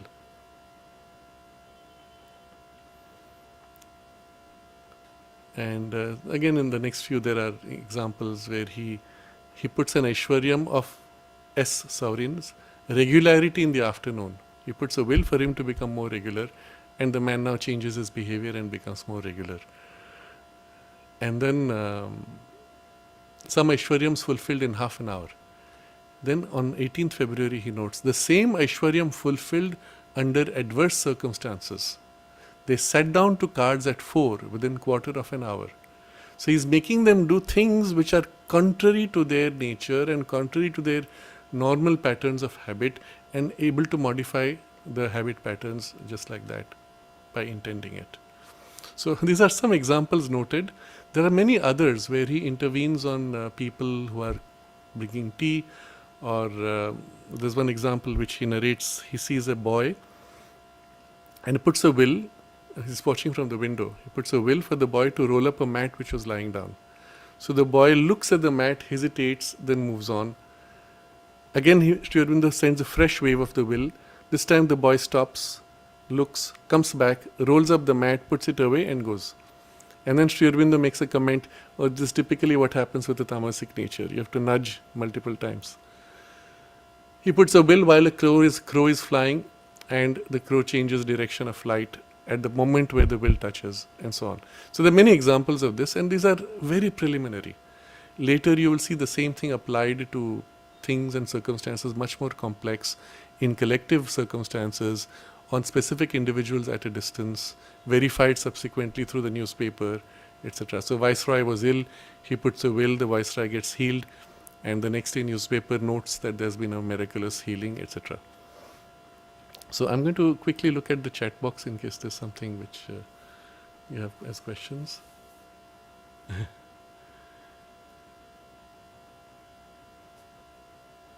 Shamik asks, what will the body look like when the golden light descends in flesh? Speculative, so we don't really know what it will look like. The form is not important. It is the first thing to focus is the quality of consciousness. And with the liberation of these limitations, what the body can express and do. That is what you should focus, not so much on the form. Soul's Journey says, thank you very much. I find myself pulled sometimes in desperation, wondering if the great predictions of Sri Aurobindo will come true. You often talk of the decline in our will, since the masters are gone, new generation distorted or forgot their teaching. What will happen to their knowledge and experience when people still faithful to them will leave their bodies, and only a perverted or forgetful new generation will remain? Is it possible for Sri Aurobindo's works to disappear in the ignorance? Okay, so we are looking at this particular passage, let's say, of Sri Aurobindo's action on disciples and on world circumstances, and the level of precision, perfection and scope of his will and action is so great that despite human resistance, something can still be fulfilled. Only it may take a little longer. What the person has shared as a fear, Hanael is the person's name, what person has shared is valid. Yes, there are people who come with mixed intentions. But know also that there are people who come with the right intentions. And that will always be the case, both in the ashram and in Auroville. And as long as that is there, and I've put it in general terms, as long as they are human beings who have the aspiration and come for the right reasons, or whether they come here or not, they practice elsewhere, for the right reasons, this help, this action will always be there. So you should not worry too much about the mixtures and distortions which may come from mixed people. It would be nice if there was some kind of filter. Always they kept a filter. Sri Aurobindo and the mother kept a filter. We know of cases where they actually said for Auroville such and such a person, no. Mother said clearly no. And she even said about one person, he will come and spoil the work. And the person later was taken and did spoil the work and was one of the causes for delay in certain important projects in Auroville. So there are also good people. At the end of the day, we are a battleground of forces. And if there are more people who are open to the mother's force and want to serve the divine will consciously, the balance will tilt. And it is towards this that we have to move. Don't worry too much about people trying to spoil the work. If there are enough people doing the right thing or aligned to the divine consciousness and the divine will triumph through them, despite whatever difficulties we might have to pass through. So remember also, it's not that Sri Aurobindo made predictions. These are not so much predictions. They are rather descriptions of what are trends and circumstances. Prediction it's not like a prophecy, says, oh, one day it will happen. No, he's seeing the trend line, he explains why and how, and he puts a force to intervene and support or counter certain things. So we are talking of something very different. It's not just prophecy.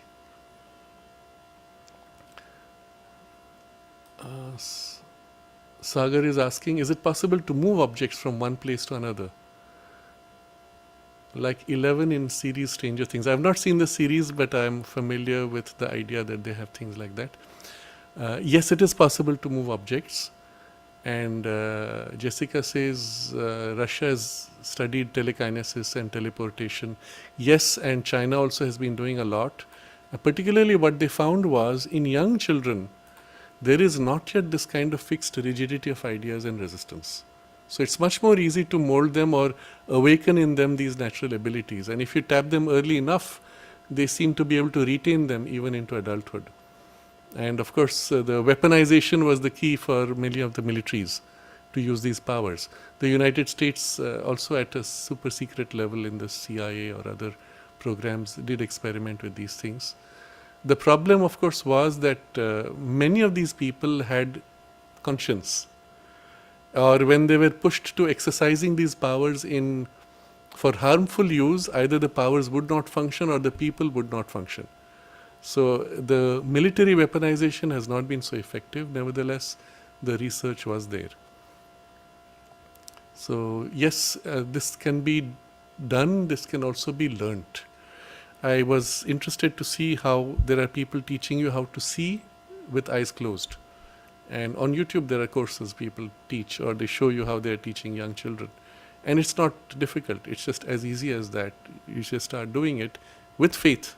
And the faith is a key element. So we'll come to that also maybe as we explore things in the record of yoga.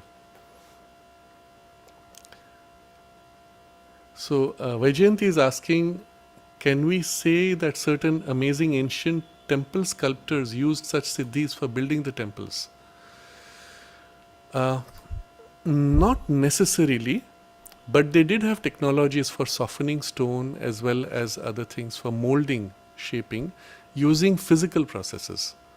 Some of the technologies are now forgotten or lost. But I don't think they used this level of siddhis for that purpose, at least not in the immediate period. There was a time, and there is more a racial memory of this than a historical memory, where in the previous cycle of the Satya Yuga, there were enough human beings developed to be able to exercise such powers, and they could do such things. So we have stories of great rishis intervening, shaping matter, and overcoming all kinds of things just by willing it and so on. That seems to have been natural during that phase and then was lost. But the point we have to recognize is the innate ability already exists in us. And to be able to tap that and perfect that is one of the secondary goals of the integral yoga, isn't it? Not as a power, but as a freedom of the ability of pure consciousness and existence to act freely, for the divine to act freely through us.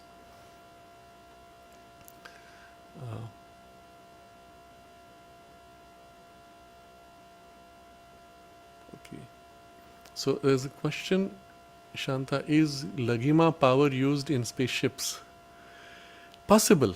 So there are certain kinds of vehicles where the Siddhis were used to operate them. So only a person with the Siddhi could tap into the working of those vehicles. But again, I don't know how much of that was a combination with technology or without technology. In principle, and we have stories of this kind, where somebody would take an object, recite a mantra, and thus through the mantra exercise the power on the object and make it a vehicle to fly, for example. That sort of thing, yes, has been done. But again, it required a very special kind of development, even in the power of the mantric siddhi, etc. Rampal is asking, how is Ishita different from Aishwarya? Yes, there's a difference. In Aishwarya, there is an active exercise of will. In Ishita, it's just the fact that there is a need. So you're walking, the sun is very hot, you suddenly realize, oh, what if, or I need a shade. And someone is walking by and extends an umbrella over you, and you say thank you. You did not exercise a will. You could at that point say, okay, I need someone to come and give me an umbrella. And you exercise a will, and that would be the Aishwarya part. If you go to Vashita, it would be, here's a person there with an umbrella. I need that person to help me or give me the umbrella or accompany me with an umbrella, and you put an intention with a concentrated will, and that would be the Vashita movement. So you see, the degrees of the three are less and less applied with a personal intervention. Simply in this case, the Ishita, Ichha, desire, simply stated, oh, this is required, and that's it. It starts happening or it happens.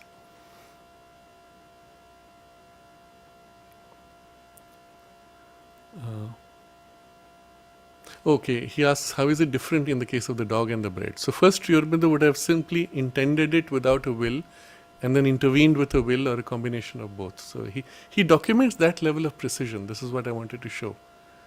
That he is conscious where it is shifting from this to that, or if even it's a blend of that. Zen Rain says, I recall an example where he gave someone the experience of the silent mind and the person thought he was going mad and ran away. Yes, that's one example of Sri Aurobindo intervening on a yogic state. But this is a case Sri Aurobindo gives where the person was not ready. The person said, I want to experience silence of mind. Sri Aurobindo says, sit down. And he's reading his newspaper, he says, sit down. And then with his capacity, because he's already living in that consciousness, he infuses into the other person's mind. Suddenly this fellow feels his mind becoming completely silent. And what happens when an untrained mind suddenly experiences silence of thought? In panic, you try to exercise your thought more because you're not used to it. What's happening? Have I gone stupid? I can't think. You panic. Where's my thought? You're so unused to it. It's so new. It's a shock. I've gone stupid. I can't think because I know I'm thinking. That's when I know I'm existing. What happens? So he starts willing his thought. It doesn't happen. It's silence. Rather than saying, wow, this is so wonderful, he panics. And at one point, he's panics so much, he says, I'm going mad. He jumps up and runs away. This is the reason why, though the experience can be infused into you just like that, it's useful to go through a graded process. You experience it, oh wow, that feels nice. Okay, now I need to back off. That's enough. And then after a while you feel a longing. Oh, it would be so nice to be able to have that more. I must make a little more effort. You go into that. Oh, it feels so good. This time I'm going to stay longer. I'll stay as long as I can. But after a while the system tires. And again the old thoughts and patterns come back when I'm tired. I wish I could keep that all the time. And so you go back and forth. until eventually that state settles all the way down. And it settles sufficiently deep that in all those parts, all those layers, there's a deep stillness and silence. Now, you could have been given that straight away. Sri Aurobindo could. But it would be premature. There would be reactions, sometimes even a fear. It's interesting, I've seen this in a few cases when certain experiences were too rapid, too intense, and the person said, what happened? I lost myself. I don't know if I existed. I was in this vastness or whatever the state was. I was not conscious of my body. I panicked. And so there's always a necessity for familiarizing. And that's why the spiritual culturing that comes from some reading or from some understanding of these things prepares you for the experience to be had more directly, more radically. Anupam is asking what's the difference between the power of Sat and Chit. Remember, Sat is what you are in existence, in substance, and Chit is the consciousness and the working of the awareness. So you see the powers of Sat change the very substantiality in the materiality of the thing itself, or at various gradations, the materiality of matter, of life substance, mind substance, etc. The others are more the working of the consciousness within them. So they are as if complementary aspects. Sachin is asking what's the difference between Tantra and Siddhi.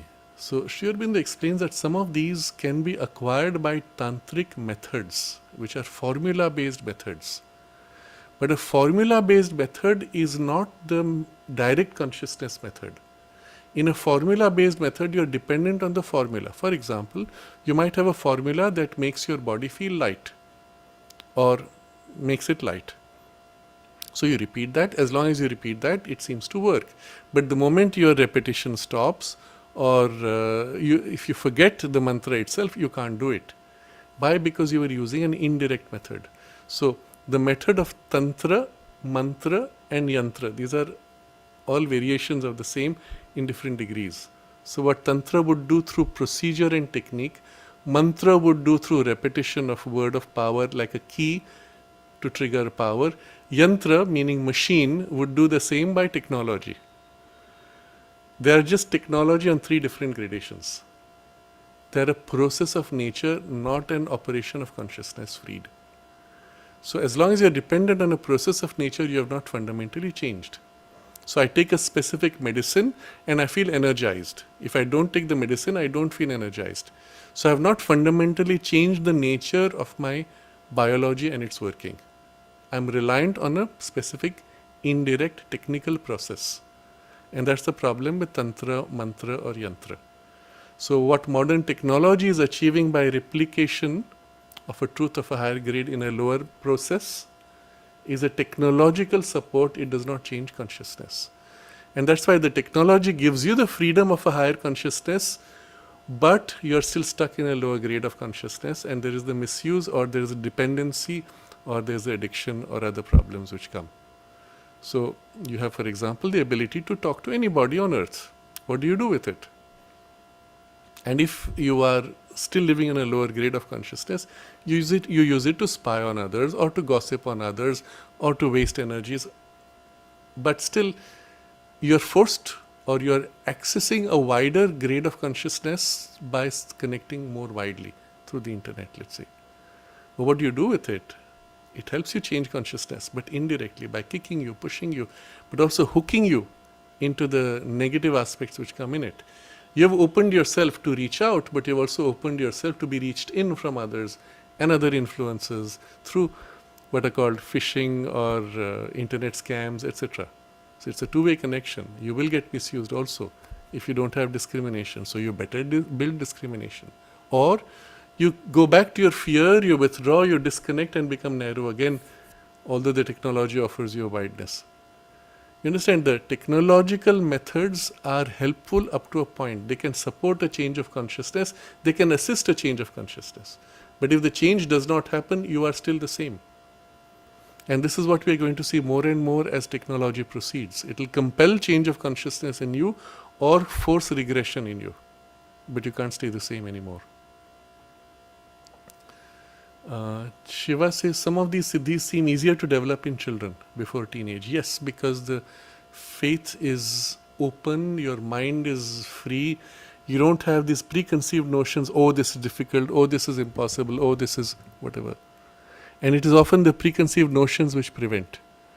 And that's why you will see, as we will study the record of yoga and the structure of the integral yoga itself, the faith aspect in the working of the higher consciousness and the opening in faith is so critical. The faith is what gives in the material the acceptance of the higher faculty, power, freedom of the consciousness to operate freely. Otherwise, let's put it the other way, we have a negative faith. I am so small, I am so incapable, I am so rigid, and we live by that because we identify with that.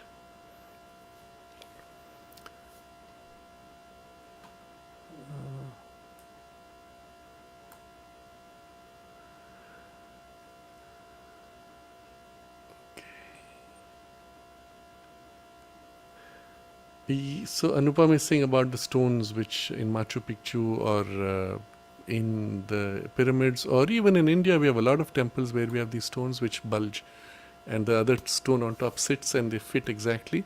We have this all over the place, even in India. You just go back a few centuries and you'll find all the stones are of that kind. And it's fascinating. You go to some of these temple walls, look carefully and you'll see there's a line which goes like that between stones, and the upper and lower stones of granite are fitting exactly following the line. No gap. You can't even put a paper in between. And this is so common in India also. Nobody talks about it. The technology exists, but I don't think it was done with Siddhis. It was done by material which was used to soften granite by certain kinds of juices, I believe. And so they would place one thing over the other, and because of that juice, one would become soft and take the shape of the upper stone. Now that's a different thing. It was not done with these powers. But in principle, if somebody had the anima power, they could do that. With the anima power, you could, for example, take a stone with your hand, perhaps you would caress the top stone, soften it, and with the laghima power, you lift a big stone by making it light, place it on top, and then let this weight come back, and the two would settle and join and become smooth. It could be done just by hand. And we have stories of this kind if you go back to something which approaches the previous Satya Yuga. And there were people who could do that at that point.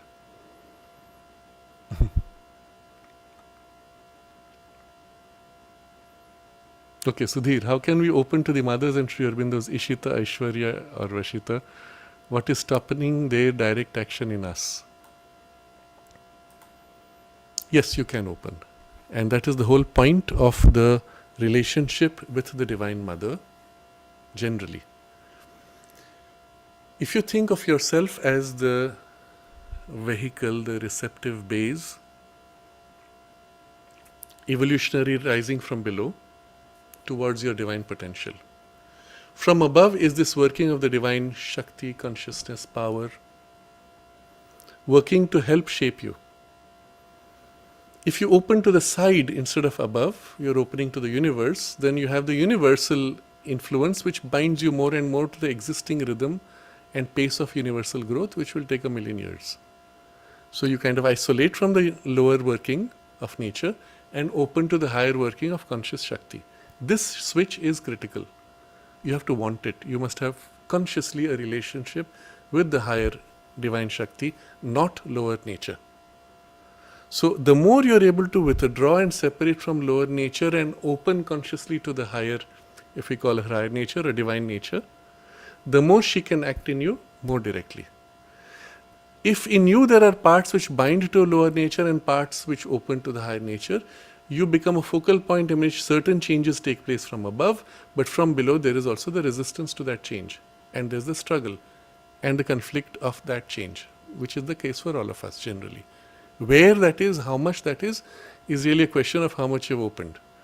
So in a sense, this becomes essentially the method of the integral yoga itself, by consciously opening to the working of the divine Shakti.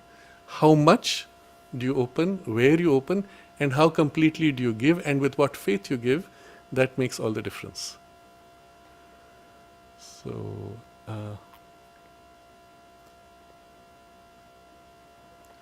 Vaijayanti asks, can we suppose that the working of Siddhi is always aligned with the divine will? No. It depends on where you're operating from. If it is a vital grade Siddhi, mental grade Siddhi, the willpower can exercise it. Your will can develop it. The capacity is there. You're tapping into a lower working of the Siddhi. But if you are taking it as part of the integral yoga process, then you would deliberately from the beginning be aligning yourself to the higher working of the divine will. And then the Siddhi would come as a consequence, not because you try to develop them separately. But you could also separately exercise that increasingly as you open to the higher working.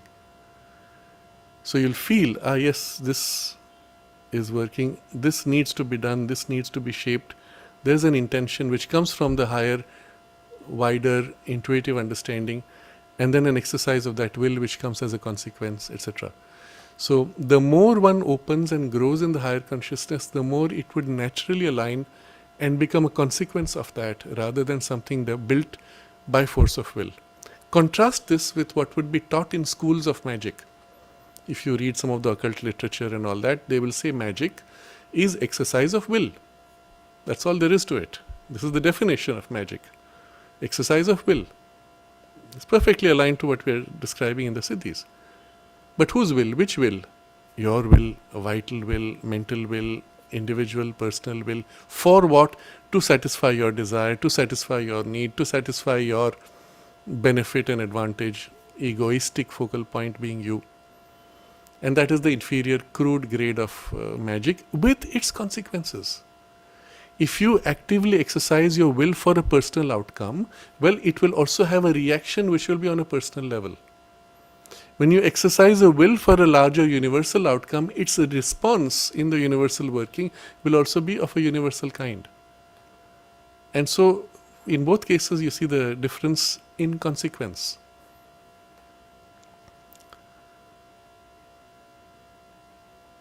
Sudhir, will telepathy and clairvoyance become usable technologies in the future? Yes, I believe so very much. In fact, this is the point Sri Aurobindo makes in this Life Divine, where he says what technology is doing by becoming more and more refined, it subtilizes its material basis more and more. So he gives the example, earlier you had the telegraph, telephone with wires. So to connect from here to here, you had to put wires underground or overground, whatever. Without the wire, you could not communicate.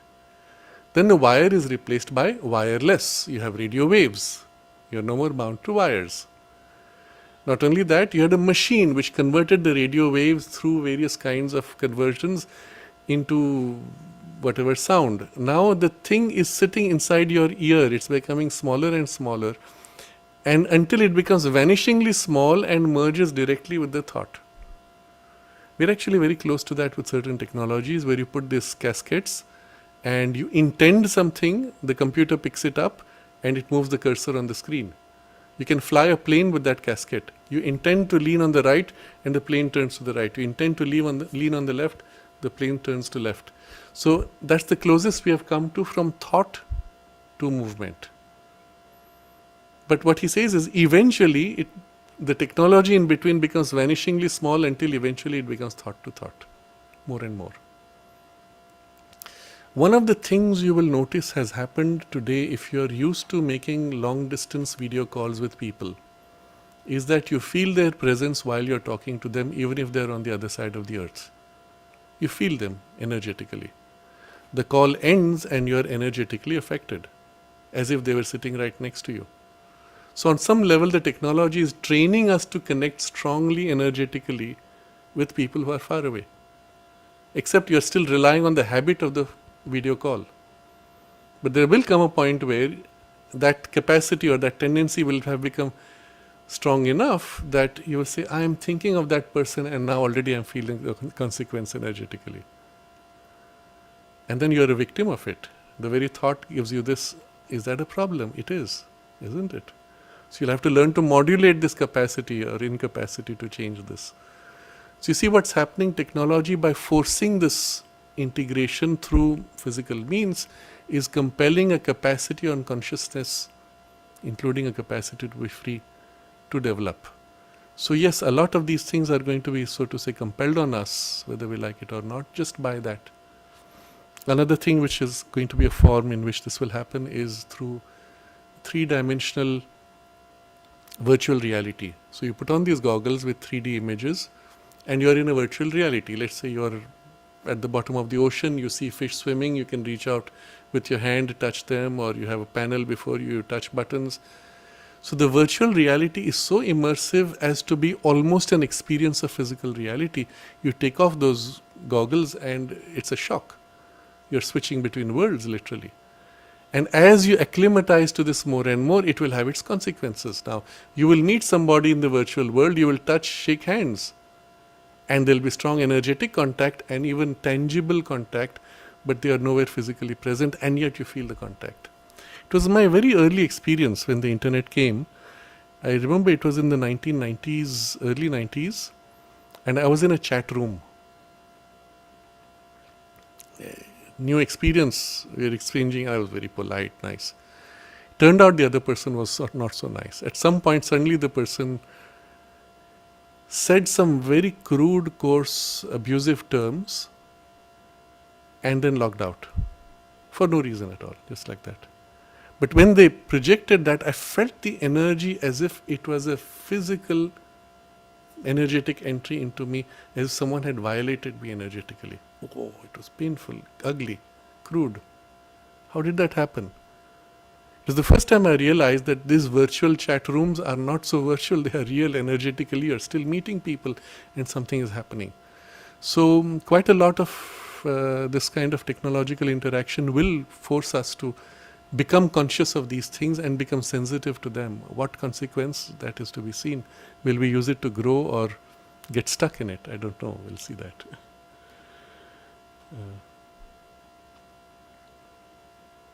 Yes, Anupam is given an interesting example. Chaitanya Mahaprabhu is a very famous saint in Bengal and Orissa region. He would go into these states of ecstatic dance.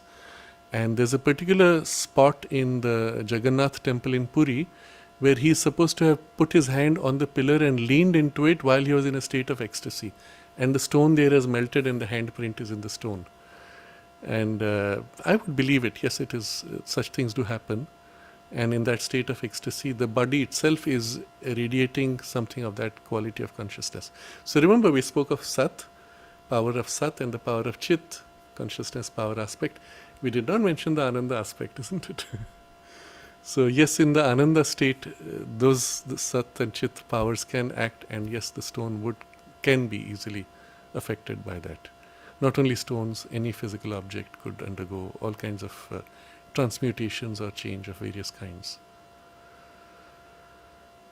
Pandurang is asking, from an evolutionary perspective, can we see a relationship between the record of yoga of Sri Aurobindo and the mother's agenda? Yes, they are both, so to say, personal diary notes. One of Sri Aurobindo, one of the mother. Sri Aurobindo later recorded some of his other experiences through the sonnets and through Savitri. A lot of it is in Savitri, but not so in the way he did the record of yoga, which was in the earlier phase of the sadhana. The mother, when working particularly on the transformation of the body consciousness and the cellular consciousness, documented a lot of her work in the mother's agenda. So yes, these are both very precious documents in the work being done on a material level.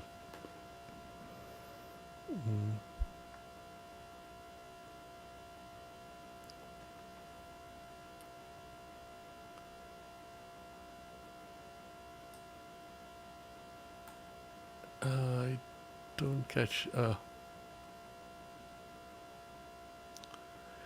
So Lauren is saying, I would prevent myself from trying these things because I am afraid of interfering with the liberty of others or to intervene in a manner which is misaligned with the divine will. Yes, this would be the main reason why we would not exercise it on others. But I would put it in two other ways. Let's look at it this way. When you say to someone who is ill, I wish you well, I hope you get well, you are intervening with a positive intervention. You can't say at that point, oh, I'm not sure if this is aligned to the divine will. Isn't it? So even if it is the soul's choice at that point to leave the body, you will not say that, oh, I wish you leave quickly. because you don't know what the soul's choice is, you will still say, I wish you get well soon, or whatever your soul chooses. But maybe the soul will choose to stay if the person gets well soon. So in any case, you can wish them positively. So it all depends on which direction you're trying. So if you want to play with the crow's movement, maybe at that point it doesn't matter. So there are spaces where it may not matter at all, and you could experiment if you want to. Or there are spaces where even if you experiment, it will matter, but in a positive way. You want someone to get well, we'll do that. So you could experiment with such things. You could experiment on yourself, on your own body's healing, on your pets, for example, with whom you already have a relationship, or maybe family members with whom there is already a certain level of trust, to see if you can assist in shaping certain patterns, or just see how it works. Maybe. So I'm not saying that we should all try to do this. We were first understanding how it works. We understand that all of us have the ability already innate. We are looking at how it works, and next time we will continue this topic. There's a longer text of Sri Aurobindo where he explains what are the dangers and the potentialities also of exercise of the Siddhis, and we'll look at some other examples of Siddhis. It's a quite fascinating topic, and we've already finished our 2 hours. So, but I would still say, if you notice how your will already operates, that's a good starting point.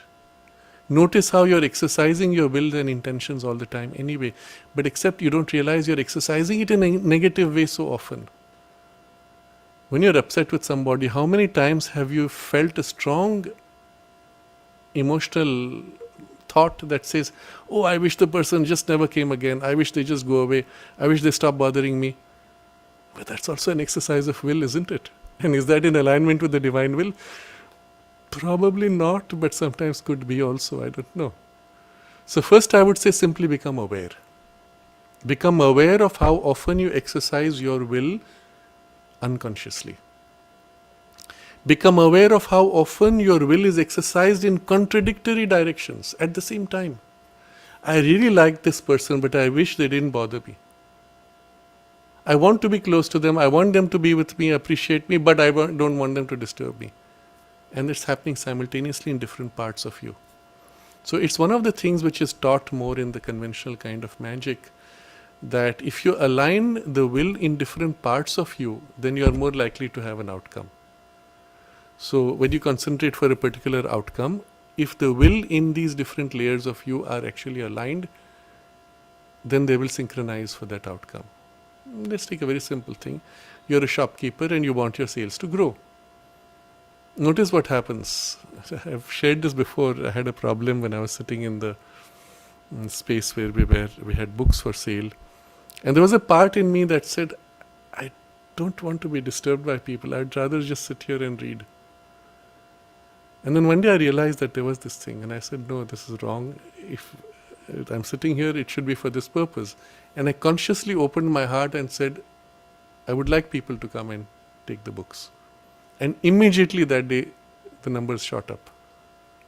Interesting. And I realized how much I was blocking it from happening because of my internal state. So just in the work you do, can you align the different parts of you? For the work you have to do anyway. So again, it's not a question here of conflicting with the divine will. It's the intention of the work itself, isn't it? For the success in the work that you do. So there are many spaces I would suggest, if it interests you, to align yourself in will in these different parts, or if you want to take it to a higher turn, consciously in all these parts, turn to the higher divine consciousness and say, let thy will be done in all these layers. What the divine wills, what you choose to be the best, let that happen, and I open myself for your working in all these layers. That will be a little higher up in effort, but you could work on both of these. So here's something interesting to try out. But also observe how this happens in any case. You will find the Ishita, Vashita and Aishwarya happening quite naturally with you unconsciously, and you're unaware until you notice, yes, it actually happens, but I didn't intend it, it just happened. You also notice Vyapti and Prakamya. Remember these two things? How they happen, both in perception as well as the influence that you sometimes project into others. Start noticing, start observing, become conscious. And then more and more in that consciousness, you can open to the divine will to act through these natural processes. With that, perhaps even your capacity might grow. So it's a good homework based on what we have read to try to develop. So next time we will look at a few more examples of this, and also the way the higher faculty of intuition will work in the perception itself of Vyapti and Prakamya. And so it will be quite fascinating, and we will also study the text of Sri Aurobindo explaining the utility and dangers of the Siddhis, and then how he uses Vyapti to understand the working of animals, even in a butterfly's working, in the inner consciousness of the butterfly. It's another interesting example of what we will see next time. And then the working of certain visions in people and how they work. So all this is going to be part of our exploration next time. For today, remember, all Siddhis exist already in nature. They exist in you. Only owing to habitual limitations, you make a use of them which is mechanical and limited. By breaking these limitations, one is able to get the conscious and voluntary use of them. Very simple. And then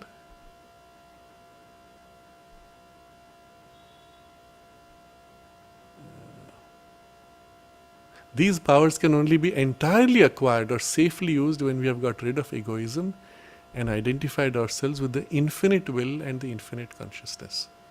So if less and less you look at these things from a personal viewpoint, more and more from a larger perspective, already it's less dangerous to apply their use. For the text I have read today, the link I will put in the description box shortly, within half an hour. I have not yet put it. So those of you who might want to reread this text, you will find this useful. And let's take a moment to center ourselves in this idea. Sri Aurobindo describing how he influenced to infuse yogic states in people, change their internal state. This is how the divine acts in you right now, and the Divine Mother.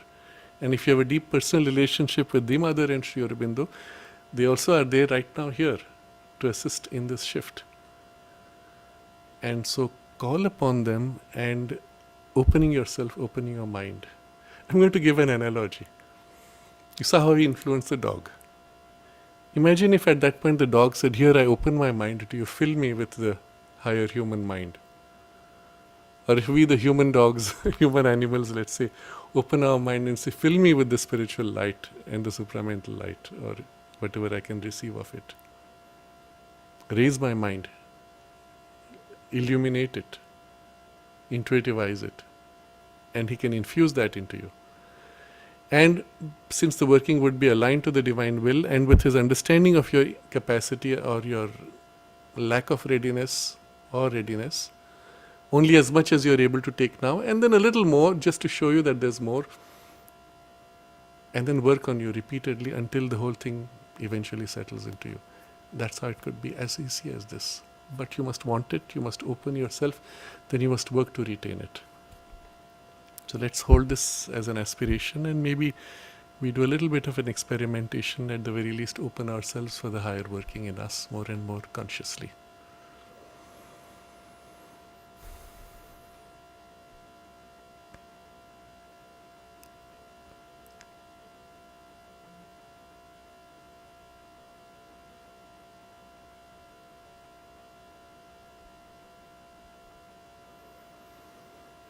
Namaste.